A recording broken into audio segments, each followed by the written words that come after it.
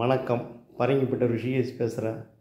நான் என்ன சொல்ல வரேன்னா, நான் ஏழை தாயின் மகன், நான் கருப்பு பணத்தை கொண்டு வருவேன் என்று வீர வாய் சவால் விட்டுவிட்டு வாய் சவடால்களின் காரணமாக உச்சத்தில் உட்காந்தவங்கெல்லாம் என்ன செஞ்சுருக்கிறாங்க? இன்றைக்கி அமெரிக்க இந்திய ராஜாங்க பகையும் உண்டாக்கியிருக்காங்க.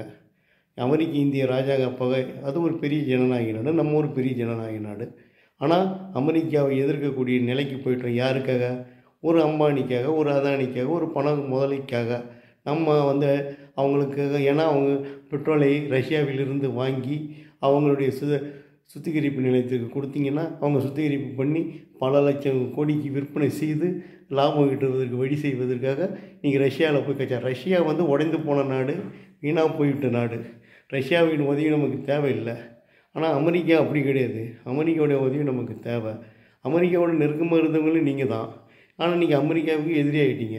அமெரிக்காவுக்கு இங்கேருந்து ஏற்றுமதி ஆகக்கூடிய மீன், இறால், இன்னும் என்ன பல்வகை கடல் உணவுகள், கடல் உணவுப் பொருட்கள், இந்த மீன், இறா, அது இதுன்னு சொல்லிட்டு எல்லாமே இன்றைக்கி விற்பனை இல்லாமல் தடைப்பட்டு விட்டது. அதே மாதிரி திருப்பூர்லேருந்து போகிற துணிமணிகள், அது பனியன்னு அந்த மாதிரி இதெல்லாம் தடைப்பட்டிருக்கு. நீங்கள் மருந்து கூட அதிக வரி விதிச்சிட்டாங்க. இந்திய மருந்துகளெல்லாம் அங்கே வாங்க முடியாத அளவுக்கு ஆகிடுச்சு. அந்த அளவுக்கு அதிக பகையை உண்டாக்கிட்டு அமெரிக்கா கிட்ட போயிட்டீங்க. நீங்கள் ராஜ்யதந்திரமும் இல்லை, ஒரு தந்திரமும் இல்லை, பண்ணுறது பூரா தப்பாக பண்ணிக்கிட்டு இந்த மக்களை கொண்டுட்டு போய் இன்றைக்கி இதனால் பல தொழில்கள் பாதிச்சிட்டு இருக்குது. திருப்பூர்லாம் இன்றைக்கி தொழிலெலாம் பாதிக்கும். அதே மாதிரி இன்றைக்கி மீனவர்கள் எல்லாம் வெளிநாட்டுக்கு ஏற்றுமதி பண்ணும்போது அவங்களுக்கு நிறைய வருமானம் இருந்தது, அதெல்லாம் பாதிக்கும். கண்ணுக்கு தெரியாத மிகப்பெரிய பாதிப்பை இந்த ஏழை தாயின் மகனால் செஞ்சிட்டார். என்னென்னமோ செஞ்சார், எதோ செய்கிறனார், போனார், வருவார். இந்த ஒரு படத்தில் விவேக் மாடியும் படியும் கீழே ஏறி இறங்குவார். அது மாதிரி ஏதோ செஞ்சிட்டு இருக்காருன்னு ஒரு ஊராக சுற்றி உலகத்தை சுற்றி என்ன செஞ்சீங்க? ஒன்றுமே செய்ய முடியல உங்களால். ஒரு மக்களுக்கு நல்வாழ்வே கொடுக்க முடியாதவர், நல்ல சிந்தனை உங்ககிட்ட இல்லை. அப்புறம் நீங்கள் எங்கேருந்து கொடுப்பீங்க?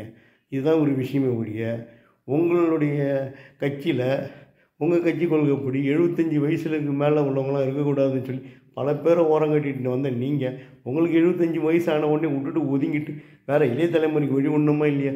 அதை செய்யாத நீங்கள் எப்படி நல்லவராக இருக்க முடியும்? நீங்கள் என்ன இந்த நாட்டுக்கு அப்படியே சாகா வரம் பெற்றவரா? நிரந்தர முதல்வர்னு சொன்னவங்களாம் கண்ணுக்கு தெரியாமல் போயிட்டாங்க. அந்த மாதிரி நிரந்தர பிரதமர் யாரும் இருக்க முடியாது. அதை புரிஞ்சிங்க.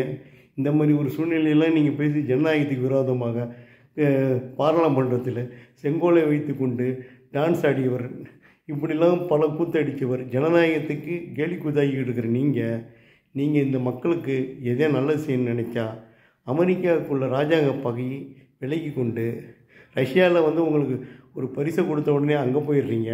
இங்கே கேட்டால் போய் யுக்ரைனில் போய் அவங்க சமாதானமாக, உங்களால் எந்த ஒரு சமாதானமாக பண்ண முடிஞ்சுதா? பண்ண முடியலையே. ஏன் இப்படி இருக்கிறீங்க?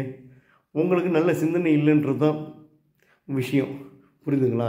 இன்றைக்கி பாலஸ்தீன நாட்டை நம்ம அங்கீகரிக்க வேண்டிய இடத்துல இருக்கிறோம். ஆனால் நம்ம வாயை திறக்காமல் வாய் மூடி மௌனியாக இருக்கிறதுக்கு காரணம் என்ன? எதனால் இருக்கிறீங்க? உங்களுக்கு மனிதாபிமானமே இல்லையா? உங்களுக்கு குடும்பம் கொண்டு இருந்தால் மனிதாபிமானியை பற்றி தெரியும். அது இல்லாத நபருக்கு என்ன செய்ய முடியும்? பாதியிலே விட்டுட்டு வந்தவருக்கு என்ன தெரியும்? அப்படி தான் இந்த உலகம். இதெல்லாம் நம்ம சொல்கிறதுக்கு